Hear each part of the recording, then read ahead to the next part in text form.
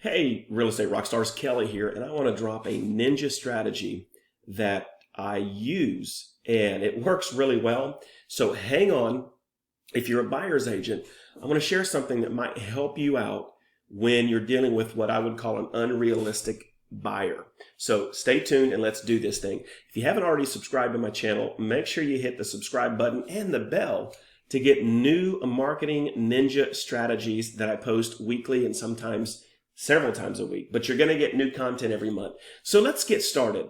Have you guys ever worked with a buyer and that buyer just seems to be super unrealistic? You know, you're the expert, you're the agent, you've got access to comps, and I'm not talking about that trash Zillow crap, but I'm talking about you got access to do a deep dive with your MLS tools, and you probably have software that can come up with a really good evaluation.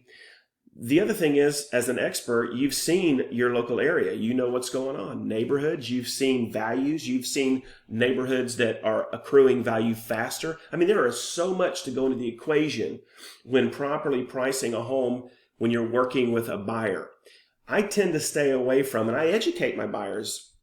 If we're going to go look at 5 or 6 homes today and they sent me 7 or 8 or 9, I'm going to do my homework. If I see a home that's priced 35, 40 grand over, I'm going to educate my buyer as to why that is a waste of time. Now, every once in a while, you're going to get that buyer who is just absolutely frustrating you beyond frustration. And no amount of education that you give them, training, superior knowledge, marketing expertise will penetrate their skull. They are just hell-bent on trying to find a deal. So here's how I deal with that buyer. So let's assume that you go out and show a buyer a home and it's priced correctly. It's a $400,000 home, and as far as you can see, it's worth between $400 and $415K. So there might even be equity in the home. It's beautiful. It doesn't need anything. I mean, this is a home you can move right into. We've all been there.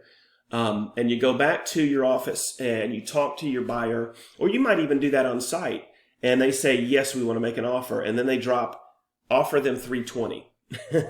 That's a 20% reduction in list price. Now, a lot of you would probably go ahead and make the offer. We should, but I go a little bit farther. I put a insulation step between me, the buyer, and that offer. If they want to offer $320, I'm going to do it. And unfortunately, what will happen is the buyer's just going to have to be educated on the market. But here's what I do.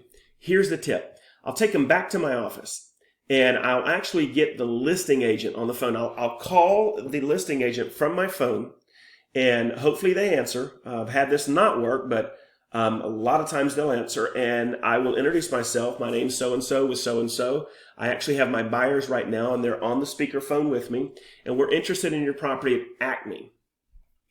Can you tell me a little bit about the property? So what I'm trying to do now is ease into the question I'm about to ask. And I want that seller's agent to really tell my buyer on the phone, yeah, you know, that home just had this, this, and this, and this, that, and the other, and great. Well, is there anything that we need to know about condition, Mr. Seller's Agent? Is there any issues that the buyer would need aware of? They're really interested. Oh, no, we just put a brand new this, and we've upgraded this, and the homeowners have lived there for years. They absolutely love the home. They're actually downsizing, and that's why, okay, fantastic. So now that story is being created, which is helpful. Now, here's the part that insulates you. If you, as the buyer's agent, tell your buyer, you're an idiot, that's 80, you're asking for 80 grand off list price. They'll never take that. Then you become the problem. And that's why a lot of times buyer's agents are becoming commodities. That buyer can go right around you and start making offers on their own. Wouldn't you agree? So what you do then is you ask this question to the seller's agent. Well, listen, Mr. Seller's Agent, I appreciate you taking your time. One more question. We're considering putting an offer together right now. Can you tell me what is the lowest price that you think the sellers would take? Are they willing to negotiate off that price? You're going to ask that question, and here's why. The listing agent, if they're good, I've seen some crappy ones, but if they're good, they're going to say, we've done our homework. The home doesn't need anything. It's this, that, and the other.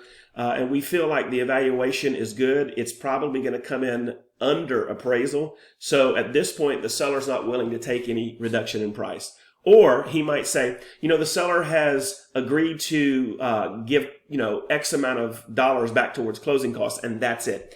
Guys, if that second scenario happens, you've just become a winner because you did get money back for your buyer. But if that listing agent says what I think they're going to say, let the listing agent become the adversary. When that conversation's over, then you can turn to your buyer and say, well, guys, I think you found a great home. We can take the time to write up this offer. It's going to take a while to get all signatures. But based on what you just heard, what do you think your offer should be? Did you see that? You're putting it back on them. So basically what you've done is you've let the listing agent educate your buyer. Now, I know some of you right now are going, oh, that's just terrible. Listen, you don't have to do this. I've done it and it's worked fine for me. Because at the end of the day, in today's economy, buyers are finding out that you and me as buyer's agent aren't really 100% necessary. They can contact a listing agent. They can call a FSBO. I mean, they can. What do you bring to the table other than you can write the contract? Don't say I'm a negotiator and I communicate and I can give you access to homes not. Don't. This is agent to agent. You write the contract. So you have to be able to practice your business as a professional. Yes, you need to bring value-added propositions to the buyer as to why they want to work with you. But when you become adversarial, they start to get a bad feeling in their mouth. And if they are unrealistic, it's time to let somebody else educate them in front of you so that you can get on their team. I hope this made sense. If so, comment below and let me know your thoughts. If you don't like this approach, comment below and tell me why. I might not care, but I listen to all your opinions and I love to hear your feedback. All right, that's it, guys. Just a great ninja strategy on pricing a home. On getting a buyer to give the correct price on a home. I hope this made sense to you. Look below for more contact information and I will see you on the next video.